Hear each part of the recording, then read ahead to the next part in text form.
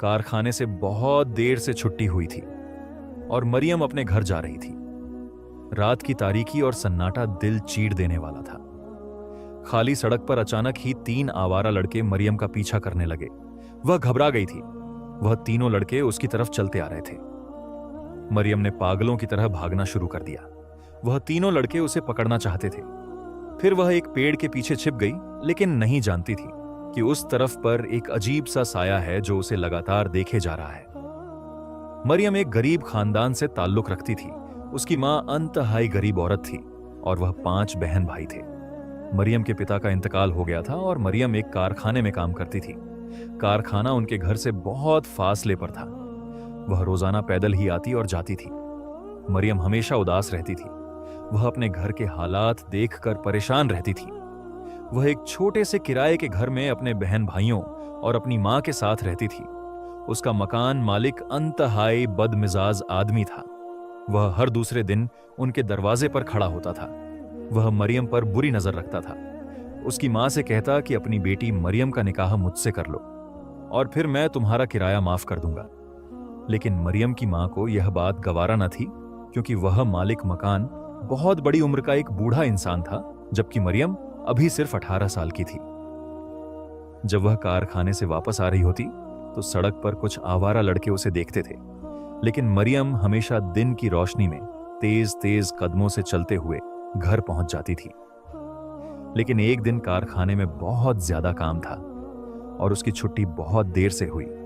सारी ही लड़कियां अपने वक्त पर घर चली गई थीं, लेकिन मरियम को पैदल ही घर जाना था। रात के 9 बज गए थे और सड़क बिल्कुल सुनसान थी। इस सड़क से गुजरते हुए मरियम कभी बहुत घबरा रही थी, क्योंकि सड़क पर खड़े हुए वही 3-4 आवारा लड़के उसे देखकर हंस रहे थे। जैसे ही वह वहां से गुजरने लगी, अचानक उन लड़कों ने मरियम का पीछा करना शुरू कर दिया और तेजी से उसके पीछे भागने लगे। मरियम समझ गई थी कि आज उसकी इज्जत खतरे में है। वह भी पागलों की तरह भागने लगी। भागते भागते वह एक अनजान जगह पर चली गई थी, जहां पर पेड़ ही पेड़ और झाड़ियां ही झाड़ियां थीं। इन पेड़ों के पीछे छिपकर वह अपने आप को महफूज समझ रही थी। वह एक पुराने बरगद के पेड़ के नीचे छिपने में कामयाब हो गई थी। वह आवारा लड़के जो उसके पीछे पीछे आए थे उसे तलाश करने लगे, लेकिन नाकाम होकर वापस लौट गए। लेकिन मरियम नहीं जानती थी कि उस पेड़ पर रहने वाला एक साया उसे लगातार देखे जा रहा है। अचानक ही उसे एक अजीब सी सरगोशी सुनाई दी। मरियम यह आवाज सुनकर घबरा गई थी। वह चारों तरफ देखने लगी, लेकिन उसके पास सिवाय सन्नाटे और अंधेरे के कुछ भी नहीं था। जब उसे यकीन हो गया कि वह लड़के चले गए हैं, तब वह चुपके से उस पेड़ के पीछे से निकली थी। अचानक अंधेरे में चलते वह किसी से बुरी तरह टकराई थी। यह देखकर उसके पैरों तले से जमीन निकल गई कि सामने एक खूबसूरत नौजवान खड़ा था, जिसने सफेद रंग का लिबास पहन रखा था और वह अपनी खूबसूरत आंखों से मरियम को देख रहा था। मरियम उसे देखकर घबरा गई। वह यह समझ रही थी कि शायद यह भी कोई अवबाश नौजवान है जो उसकी इज्जत खराब करना चाहता है। लेकिन वह नौजवान मरियम से कहने लगा, मैंने उन लड़कों को भगा दिया है मारकर, वह जो तुम्हारा पीछा करते हुए यहां तक आए थे। यह सुनकर मरियम हैरान रह गई। फिर वह नौजवान कहने लगा, चलो मैं तुम्हें घर तक छोड़ देता हूं। अब वह मरियम के पीछे पीछे आ रहा था। रात की तन्हाई और काले अंधेरे में मरियम को उस नौजवान का साथ बहुत अच्छा लग रहा था। वह उसे घर तक छोड़कर चला गया था। घर जाकर मरियम ने अपनी मां को सारा वाकया सुनाया। उसकी मां परेशान हो गई थी। फिर वह मरियम से कहने लगी कि अब वह उस रास्ते से न आया करे। जब भी देर से छुट्टी हो तो दूसरा रास्ता इख्तियार किया करे।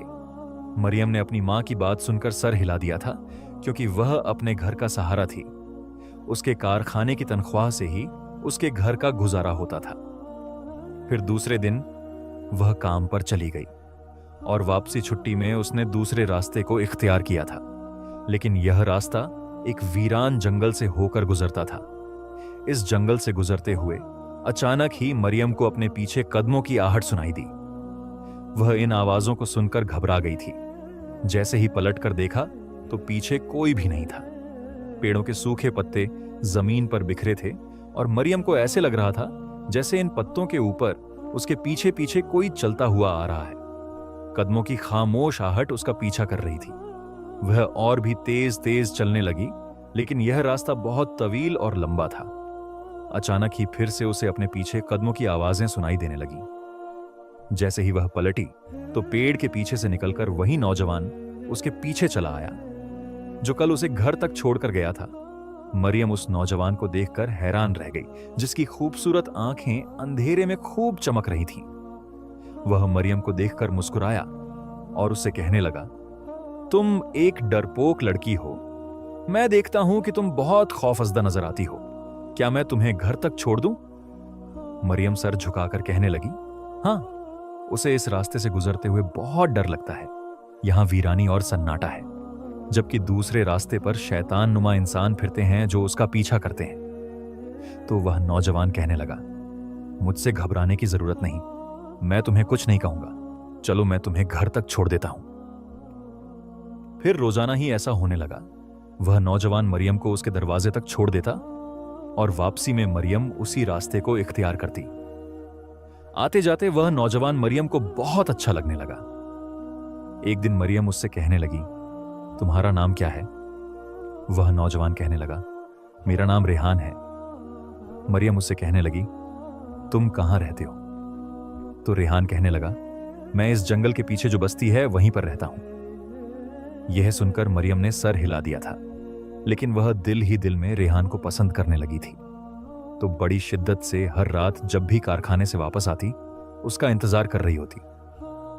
अब मरियम की निगाहें उसे ही तलाश करती रहती थीं, जैसे वह उसके इंतजार में हो। मरियम अब रेहान की आदी हो चुकी थी। रोजाना शाम के वक्त वह रेहान को उसी सुनसान रास्ते पर देखती और वह खामोशी से उसके साथ साथ चलता। उसकी आंखों में एक अजीब कशिश थी, जैसे वह मरियम की रूह को खींचती हो। मरियम का दिल अब रेहान के बिना अधूरा लगता था। उसे वह रात याद आती जब उसकी इज्जत खतरे में थी और रेहान किसी फरिश्ते की तरह अचानक जाहिर हुआ था। वह यह सोचकर काम जाती कि अगर उस दिन रेहान उसकी मदद न करता तो न जाने उसके साथ क्या होता। अब उसके चेहरे पर एक खास चमक रहने लगी थी, जो उसके साथ काम करने वाली लड़कियों ने भी नोट कर ली थी। एक दिन कारखाने में काम के दौरान मरियम की एक साथी लड़की ने उससे कहा, तुम्हारी आंखों में एक अजीब सी चमक है और तुम बहुत खुश नजर आती हो। क्या वजह है? क्या कोई खास बात है? मरियम ने मुस्कुराकर कहा, बस कुछ नहीं, बस जिंदगी कुछ बेहतर हो गई है। लेकिन उसे खुद भी पता नहीं था कि जो चीज उसे खुशी दे रही है वही उसकी जिंदगी का सबसे खतरनाक राज बनने वाली है। वह एक ऐसी दुनिया में कदम रखने वाली है जो उसके होश उड़ा देगी, जिसके बारे में उसे कुछ भी मालूम नहीं था। रात को जब वह हसब मामूल जंगल के रास्ते से गुजर रही थी, रेहान उसे वहां पहले से मौजूद मिला। आज वह कुछ अलग लग रहा था। उसकी आंखें और ज्यादा चमक रही थीं और उसके कदम जमीन को छू भी नहीं रहे थे। मरियम उससे कुछ सवाल करना चाहती थी, लेकिन वह पूछने की हिम्मत नहीं कर पा रही थी। फिर एकदम से ही वह रेहान से कहने लगी, तुमने मेरी मदद की, मेरी इज्जत को बचाया, लेकिन आज तक तुमने मुझे अपने बारे में नहीं बताया। तुम कौन हो और तुम्हारे माँ बाप कहाँ हैं? तुम हमेशा मेरी मदद के लिए यहां कैसे आ जाते हो? क्या तुम मेरा इंतजार करते हो? यह सुनकर रेहान अजीब से अंदाज में मुस्कुराया और मरियम से कहने लगा, बहुत जल्द मैं तुम्हें अपने बारे में बता दूंगा, लेकिन मैं तुम्हें एक राज बताना चाहता हूं। है मरियम, मैं तुमसे मोहब्बत करता हूं। एक दिन मरियम की मां उससे कहने लगी, आजकल तुम बहुत देर से आ रही हो, खैरियत तो है? और तुम्हारे चेहरे पर खुशी की चमक है, क्या तुम्हारी तनख्वाह में इजाफा हो गया है? यह सुनकर मरियम मुस्कुराई और कहने लगी, नहीं मां, लेकिन क्या पता बहुत जल्द हमारे हालात बदल जाएं। रेहान का साथ पाकर वह जैसे ख्वाबों में जीने लगी थी और जिंदगी उसके लिए बहुत खूबसूरत हो गई थी। लेकिन वह नहीं जानती थी कि आने वाली जिंदगी उसके लिए क्या मोड़ लेकर आने वाली है। एक दिन कारखाने से वापसी में जब एक पेड़ के नीचे खड़ा रेहान उसका इंतजार कर रहा था, वह रेहान से कहने लगी, मैं तुम्हें अपनी मां से मिलवाना चाहती हूं। यह सुनकर रेहान के चेहरे का रंग बदल गया था। फिर वह कहने लगा, मरियम, मुझे माफ कर दो, लेकिन मैं तुम्हारी मां से नहीं मिल सकता। रेहान की बात सुनकर मरियम के चेहरे पर उदासी छा गई थी और फिर वह उससे नाराज हो गई और खामोशी से अपने घर आ गई। उसकी आंखों की चमक मंद पड़ गई थी। अगले दिन जैसे ही वह कारखाने से वापस घर जाने लगी, जंगल की तारीकी में उसे रेहान खड़ा हुआ दिखाई ही न दिया और वह बहुत ज्यादा घबरा गई थी। उस सुनसान रास्ते से गुजरते हुए उसके कदम डगमगा रहे थे। बहुत तेज तेज कदमों से घर जा रही थी, क्योंकि रेहान जब उसके साथ होता तो उसे डर नहीं लगता था, लेकिन आज वह बहुत खौफ महसूस कर रही थी। तभी अचानक उसे अपने पीछे आवाज सुनाई दी, मरियम रुक जाओ, मैं आज भी तुम्हारा इंतजार कर रहा था। वह उस वीरान सन्नाटे में उसकी आवाज सुनकर हैरान थी। उसने चारों तरफ देखा, लेकिन रेहान उसे कहीं भी दिखाई नहीं दिया था। सिर्फ उसकी आवाज ही उसके कानों में गूंज रही थी। रेहान लगातार उसे आवाजें दे रहा था, मरियम रुक जाओ, मैं तुम्हारा इंतजार कर रहा हूं। लेकिन वह कहां पर है? मरियम की नजरें उसे तलाश करने लगीं। अचानक ही किसी ने उसके कंधे पर हाथ रखा तो मरियम खौफ से उछल पड़ी। जैसे ही पलटकर देखा तो रेहान उसके सामने खड़ा था और उसे अपनी खूबसूरत मुस्कुराती हुई नजरों से देख रहा था। मरियम हैरान होकर कहने लगी, तुम कहां थे? मुझे दिखाई क्यों नहीं हुए? अचानक से तुम मेरे सामने कैसे आ गए? रात की तारीख में रेहान की सफेद आंखें चमक रही थीं और मरियम को आज पहली बार उससे डर लग रहा था। फिर वह अटक अटक कर उससे कहने लगी, तुम कौन हो? अचानक से मेरे सामने कैसे आए? अचानक ही मरियम की नजर उसके वजूद पर पड़ी थी, उसके पांव पर पड़ी जो आम इंसानों से बहुत मुख्तलिफ थे, और उसकी चमकदार आंखें जो आज बहुत खौफनाक लग रही थीं। मरियम उसे देखकर डर गई थी। रेहान उसकी तरफ देखकर मुस्कुराया, फिर कहने लगा, मैं तुम्हें अपनी हकीकत नहीं बताना चाहता था। मेरी हकीकत जानकर तुम मेरी जिंदगी से दूर हो जाओगी। मरियम हैरान होकर कहने लगी, कैसी हकीकत? तो रेहान कहने लगा, क्या तुम मेरे बारे में जानना चाहोगी? तुम मुझसे पूछ रही थी ना कि मेरे मां बाप कौन हैं, मैं कहां रहता हूं। आज मैं तुम्हें सब कुछ बताना चाहता हूं। यही तेरी हकीकत है मरियम, कि मैं एक इंसान नहीं बल्कि एक जिन्नजाद हूं, और एक जिन्नात तुम्हारी मोहब्बत में गिरफ्तार हो गया है, और मैं तुम्हें अपना बनाकर इस दुनिया से तुम्हें अपनी दुनिया में ले जाऊंगा। यह सुनकर मरियम खौफ से कांपने लगी। अचानक ही रेहान का चेहरा बदल गया था। वह इंसान नहीं बल्कि एक जिन्नजात की तरह दिखाई दे रहा था। वह कांपते हुए कहने लगी, अगर तुम एक जिन्नजात हो तो तुम इस दुनिया में क्या कर रहे हो, और तुम हर रात मेरे रास्ते में क्यों आते हो? रेहान यह सुनकर मुस्कुराया और कहने लगा, क्योंकि जब मैं पैदा हुआ था तो मुझे एक जिन्नाती दुनिया के आलिम ने कहा था कि तुम्हें एक इंसान लड़की से मोहब्बत होगी जिसका नाम मरियम होगा, और वह लड़की बिल्कुल पाक होगी। यह सुनकर मरियम के कदम लरच गए, उसकी जबान गूंगी हो गई। उसके जहन में हजारों सवाल दौड़ने लगे। तुमने मुझे क्यों बचाया? तुम मेरे साथ क्यों चलते हो? मरियम की आवाज कांप रही थी। रेहान ने संजीदगी से कहा, क्योंकि तुम पाक हो, मासूम हो, मजलूम हो, और अब तुम मेरी हो मरियम। मरियम की आंखों में आंसू भर गए। मैं किसी की चीज नहीं हूं, वह चीखी।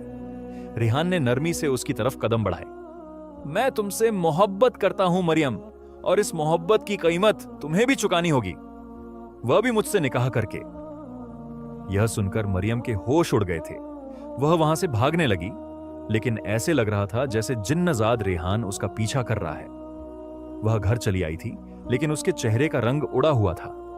जैसे ही वह घर पहुंची, उसकी मां उसकी हालत देखकर परेशान हो गई।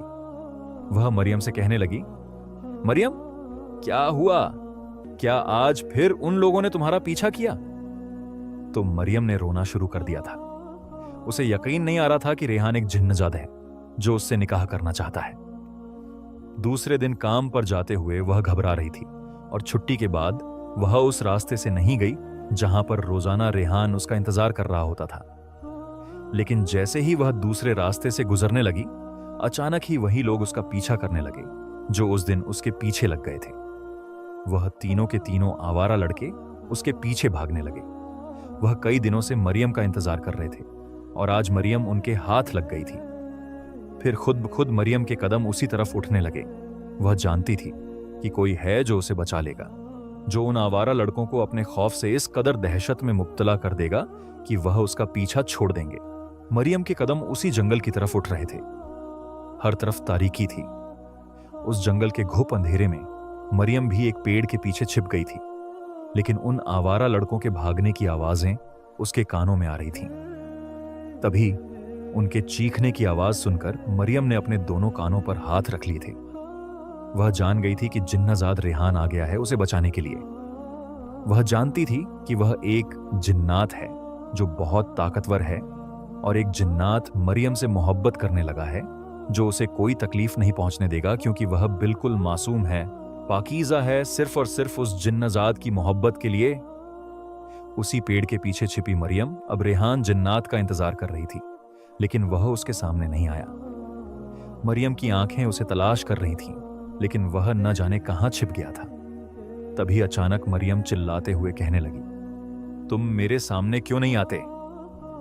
रेहान जिन्नात की आवाज उसके कानों में आई, जब तक तुम निकाह के लिए राजी नहीं होगी मैं तुम्हारे सामने नहीं आऊंगा, क्योंकि तुम भी मेरी मोहब्बत में गिरफ्तार हो गई हो।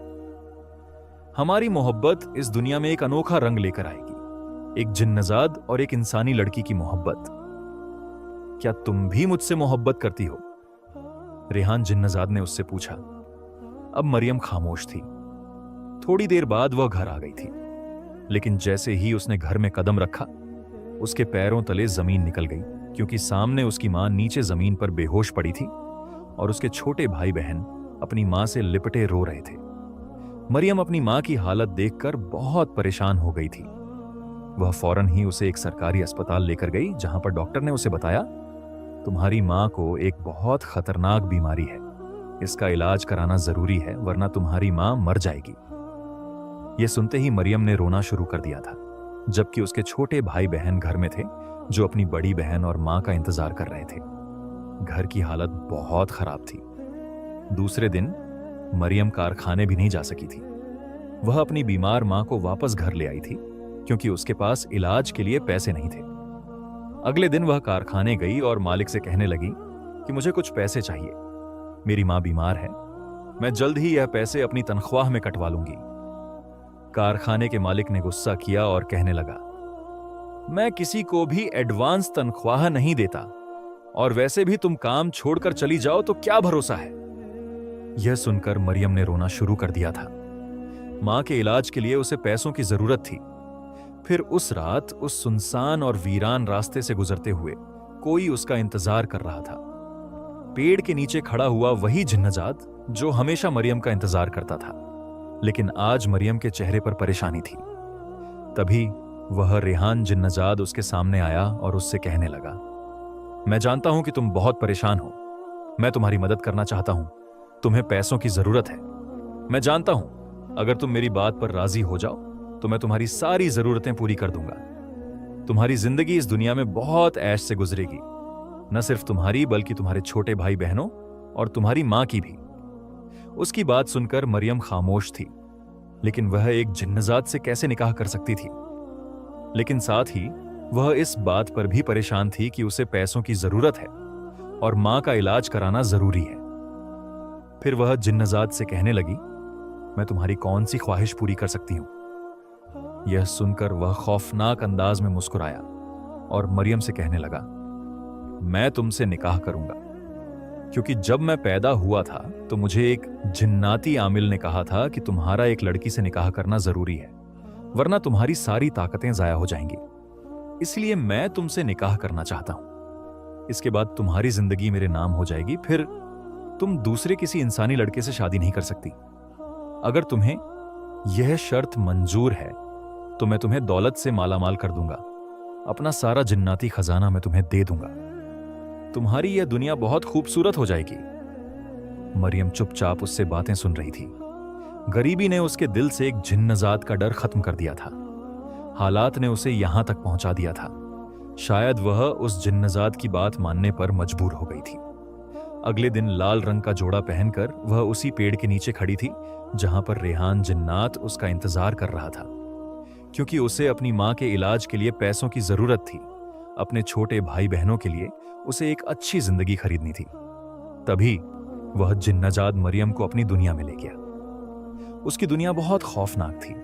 वह एक पुराने खंडर नुमा घर में जा पहुंची थी, जहां पर बहुत सारी घंटियां भी लगी थीं और एक अजीब सी लाल आंधी आई। देखते ही देखते मरियम की आंखों के सामने से सारा मंजर बदल गया। अब वह एक बड़े शानदार महल में मौजूद थी जहां पर सारे ही जिन्नात थे। थोड़ी देर बाद रेहान और मरियम का निकाह हो गया। अब वह वापस अपनी दुनिया में लौट आई थी, लेकिन पलक झपकते में मरियम की जिंदगी बदल गई थी। उसने अपनी बीमार मां का इलाज भी करवा लिया और छोटे भाई बहनों के लिए उसने खूबसूरत घर खरीद लिया। अब वह शहर में रहने लगी थी और उसने कारखाने में काम करना छोड़ दिया था, क्योंकि रेहान जिन्नात ने उसकी जिंदगी अपने नाम कर ली थी और उसे दौलत से मालामाल कर दिया था।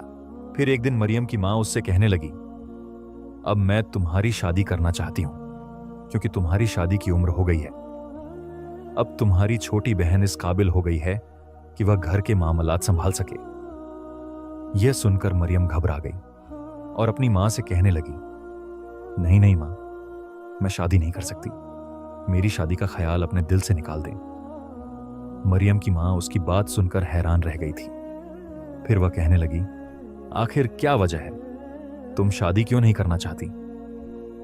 लेकिन मरियम कभी भी अपनी मां को नहीं बता सकती थी कि अपने छोटे भाई बहनों और अपनी मां की जिंदगी के लिए उसने अपनी जिंदगी दांव पर लगा दी थी। उसने अपनी सारी कुर्बानी, सारी खुशियां अपने घर वालों के नाम करके खुद एक जिन्नजात से निकाह कर लिया था। अब वह हर रात मरियम के पास आता और उससे ढेरों बातें करता।